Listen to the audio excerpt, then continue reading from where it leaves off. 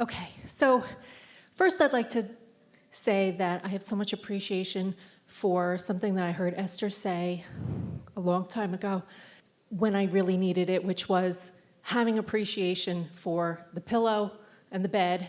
That was where I started. So in a recent time. Anyway, so now I think I turned a corner recently where every morning the first thing that pops in my head before I even become conscious is everything is always working out for me. It's what I tell myself all day. Do you mean it? I do mean it. And Usually. No, I just keep telling myself that, yeah. No, so What we're asking is, there are some decks of affirmation cards out on the tables.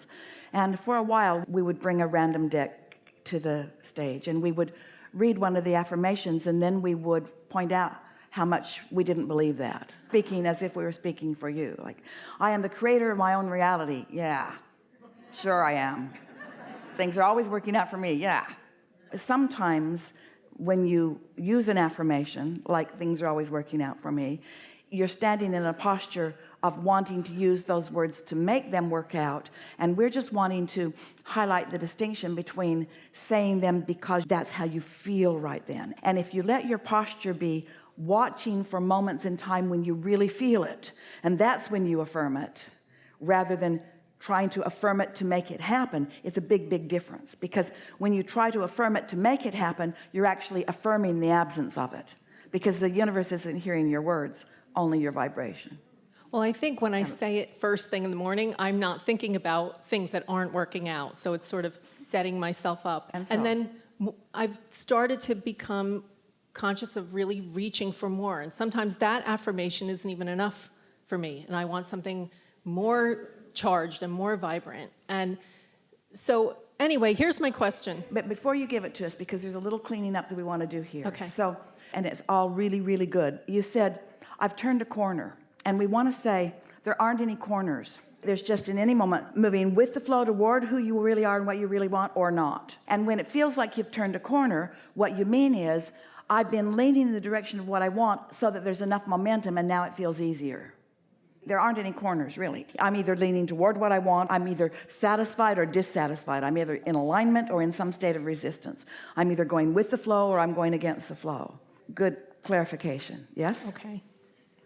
So I think what I'm asking for is some fine-tuning in the third step, because now as I go about my day, I'm always seeing, I know that what's good and what's bad about any situation or circumstance or moment is always available to me. So I choose what's good about it.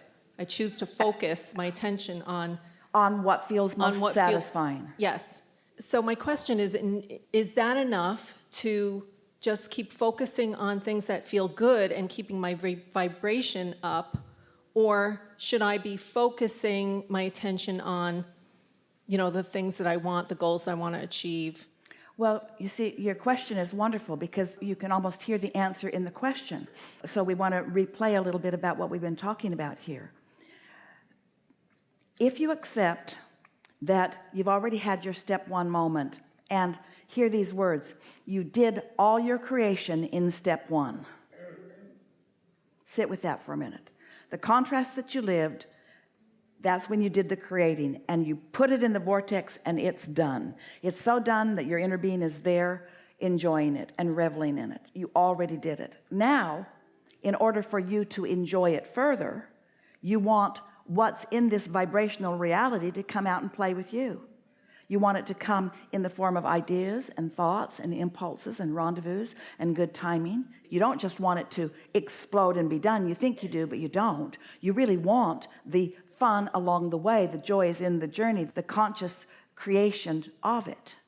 And so when you settle in to the knowing that it is done, and then you put all of your emphasis upon being in the receiving mode, which means finding satisfaction. Now hear this, you're about to have a sort of breakthrough with this.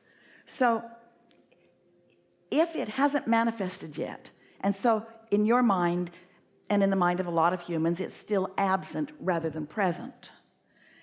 And so it feels to you that you need to do your human action-oriented thing, which is just give more attention to it. The question that we ask you is, if you are capable of giving attention to it from your vortex view, then yes, do it.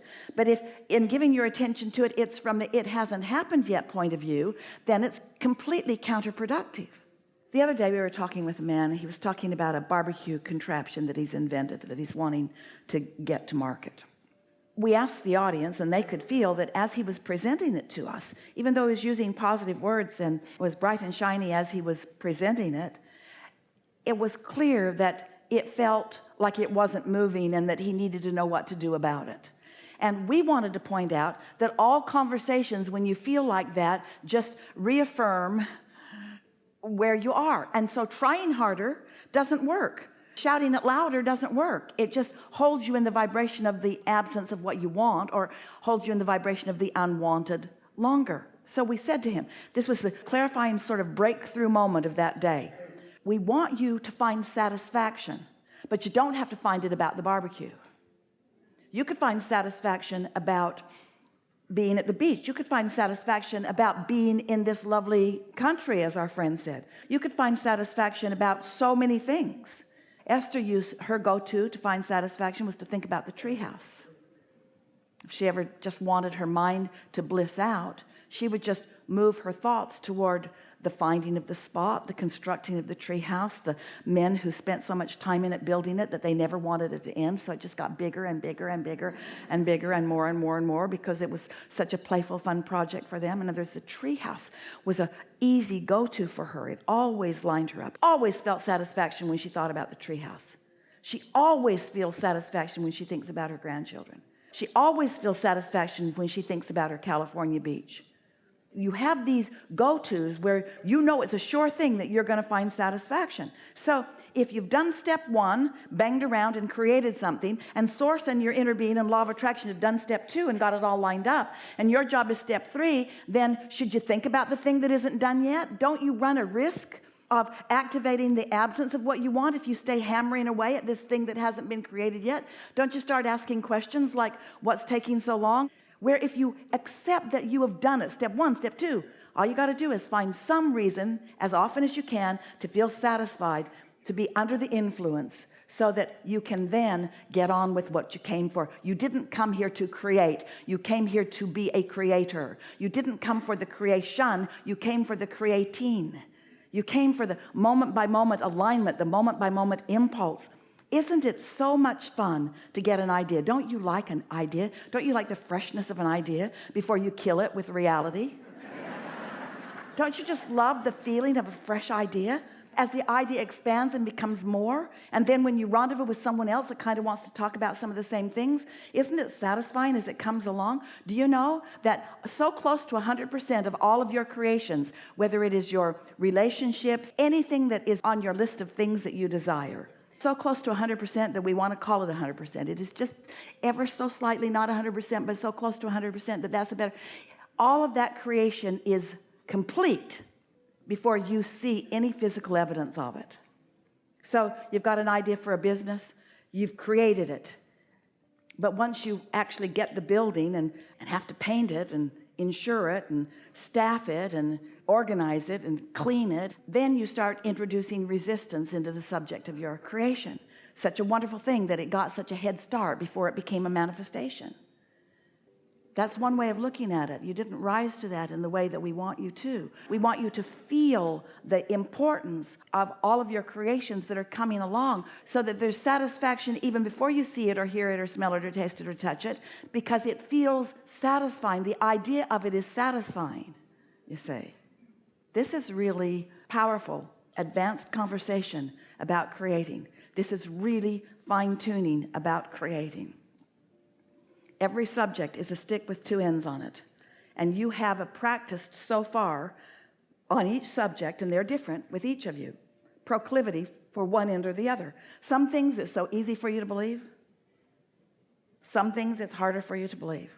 And the more your society accomplishes things, then the more you believe that it's possible. Each one of you who comes up these steps, no one has stood and said, I wonder if the step will hold me. And as you sit down, most of you have Just sit right down. You're confident that this chair is going to hold you because you've seen enough evidence of it. It's something that you believe, but you believe things that do not serve you just as well. And this is what we're wanting to help you sort out. We want you to know that your inner being knows what you want, and your inner being also knows what you believe. But your inner being doesn't focus upon what you believe. Your inner being only focuses upon what you desire. So your inner being's vibration is always pure. So if you are 100% of the time caring about your own personal satisfaction, then you're always leaning in the direction of your alignment with your inner being who really knows. And now those impulses and even words and ideas will flow right into your mind. You've been in the receiving mode so many times and you don't even know it. You've been under the influence of your own inner being so much of the time, and often you don't even know it. And this conversation all day here today is about helping you next time it happens to know it. So trying too hard is always trying to make it happen from the wrong end of the vibrational stick. And so many things that so many teachers, even many of the processes that we have offered, have been in your request to, I feel like this, what should I do? And so we've offered processes to help you move the feeling, but it is so the hard way of going about it. If you can just accept the simple and accurate premise that you've already created, and all you got to do is line up with what you've created, which simply means if you don't believe it, then stop thinking about it. There it is. If you don't believe in your own desire, then you've got to stop thinking about it, because your inner being does believe in it and will inspire you to whatever it takes for you to get it. That's why you have the potential of being surprised and delighted all along the way. That's what makes you say, I think I turned a corner. I'm seeing something a little different than I've seen it before. Well, what's happened is you've just relaxed your habit of thought enough that you're starting to see it from that broader perspective more. Does that make sense to you?